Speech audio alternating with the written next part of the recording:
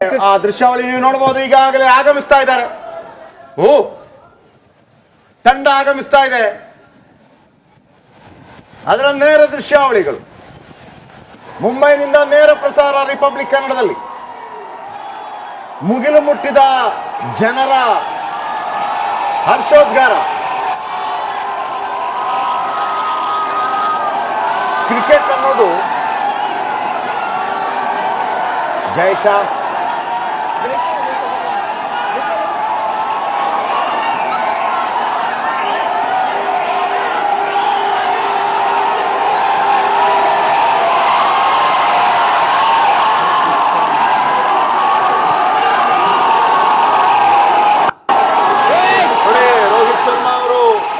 ಜೊತೆಗೆ ಬರ್ತಾ ಇರುವಂತದ್ದನ್ನ ದೃಶ್ಯಗಳಲ್ಲಿ ಗಮನಿಸ್ತಾ ಇದ್ದೀರಿ.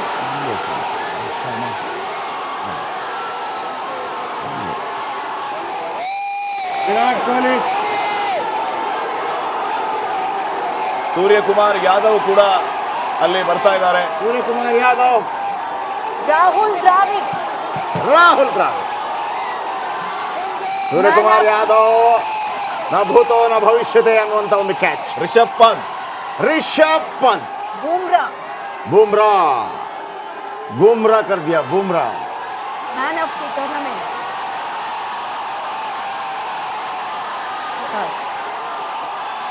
मोहम्मद सिराज ನೋಡಿ ಬಂತು ಕಪ್ಪು.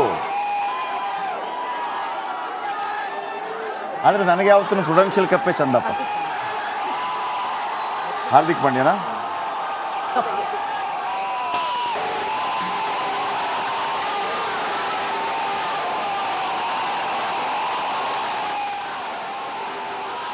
ನೋಡಿ. ಈಗ ನೀವೇನು ಗಮನಿಸ್ತಾ ಇದ್ದೀರಿ ದೃಶ್ಯಗಳು, ಇದು ನಾರಿಮನ್ ಪಾಯಿಂಟ್. ಇಲ್ಲಿಂದ 2 ರಿಂದ 3 ಕಿಲೋಮೀಟರ್ ವರೆಗೂ ಮೆರವಣಿಗೆ ನಡೆಯುತ್ತೆ. 2 ಗಂಟೆಗಳ ಕಾಲ ಮೆರವಣಿಗೆ ನಡೆಯುತ್ತೆ. ಓಪನ್ ವಾಹನದಲ್ಲಿ ಈ ಎಲ್ಲಾ ಭಾರತ ತಂಡದ ಕ್ರಿಕೆಟ್ ಆಟಗಾರರನ್ನ ಭವ್ಯವಾಗಿ ಮೆರವಣಿಗೆಯ ಮೂಲಕ ಸ್ವಾಗತಿಸುವಂತಹ ಕೆಲಸ ಆಗುತ್ತೆ. ನಾರಿಮನ್ ಪಾಯಿಂಟ್ ಇಂದ up to Wankhede stadium 2 kilometre, 2 ರಿಂದ 3 ಕಿಲೋಮೀಟರ್ ಆಗುತ್ತೆ ಅಂದಾಜು.